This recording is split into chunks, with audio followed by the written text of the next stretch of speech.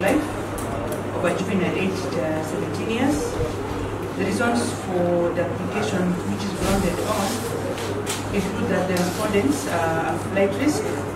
for which I note that they have not responded to, so it is not controverted.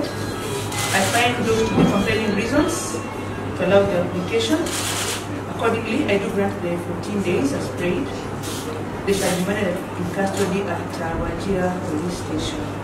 So for the purposes of a sick person, the person who is unwell will be escorted to medical facility for treatment as is required. Bismillahirrahmanirrahim. Maanta waxaan joognaa maxkamadda Wajeer waxaan halkan u taaganahay nimankii lagu tuhunsanaa inay dileen gacal aadan in maxkamadda la soo taagay laamaha amniga waxaan leenahay shaqo fiican ay qabateen baaritaan waa socda wala sameyn doona qaf adii la dilay kuwan dileen gacan diilku maxkamadda cadeyn doonto soo taas meeshan u baxaya maadaama dadkii ay maxkamad joogaan 4 barin la siiyay laamaha wax baaray inay soo baaraan midda kale waxaan leenahay wali waxaan ka hadlaa station-ka say wara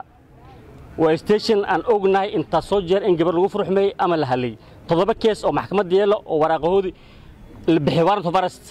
ajir kees ajir nin dawladdu shaqeynaa nin u shaqeynaa xoolo u raac gabar furxmay istaalkan ku dhash wali aan la soo qabanin soo waa common case soo waxay u noqonaysaa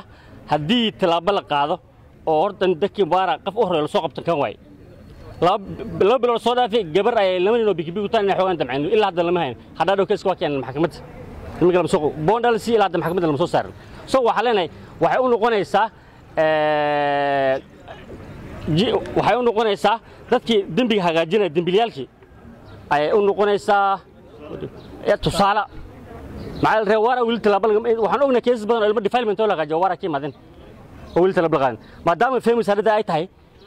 cadaalad in la hela ayaan doonaynaa waa in la heli doonaa insha Allah taala hadday dulunka iyo gacantooda u geysteen waa la helaa hadday geysanin way ka banaan yihiin laakiin waxa caadi in uu noqoto wara in gabdhaha lagu furxmay talaabana la qaadin waa iska caada kees ku dambeeyay laba bil ka hor dhacay kees kala ay jirnin eri raaca oo chief erigu raaca oo warrant ODP ay bixin ilaa hadda la soo qaban gabartan ambassador ku dhashay oo warrant la bixiyay soo tusaale ay noqonaysaa dad badan oo gacan ku dhigilayaal oo dambiilayaal ah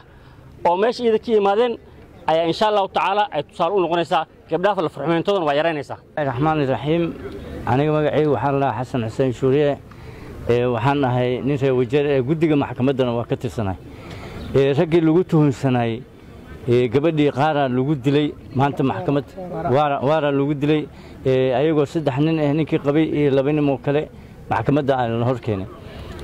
maxkamadda run ahaantii anaga waa dhageysanayeen gudaha ku jirnay waxba nagama taasaneen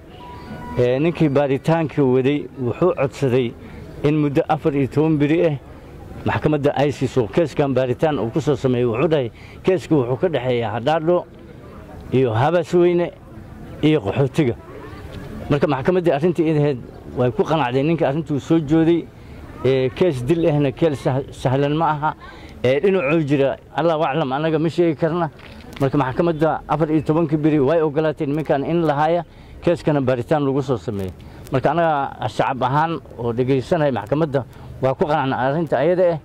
runtii ayaa uu soo meel dhacaysa baaritaanka hadii sidii la rabay oo xaq ugu imaado salaamu calaykum maanta waa maxkamadan joognay markaan dadkii 14 biri dib loo dhigay maxkamadda sharafta lah waa maxsan tahay boqolkii wallahi waa lagu farxa hadda ma talaabadan hadda la qaaday sidii ku socoto mardo in qalad ay galin xutun ay gabar la xoog mardo la arkinay la taanay talaabada hadda isaan ku socdo faantahay walaalkii Cabdullaah Mudaas mid station meeshan hal ugu dhameey kabtagan lagu dhameey hadda meesha odayaashii waxaan la sheegay hadhow banaanka subax kees oo dhuma gabarta xaqeeda oo dhuma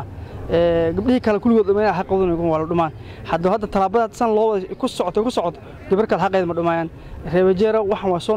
noqdeen kuma hatta wala arkay dad eriska xoogaas arkay waxan way soo noqonayaan waxaan say u soo noqonaa waxa way maslaxadan la sheegaa marka maslaxada iyada la sheegaa haday jirin waa si fiican u soconay arrinta marka inta sidan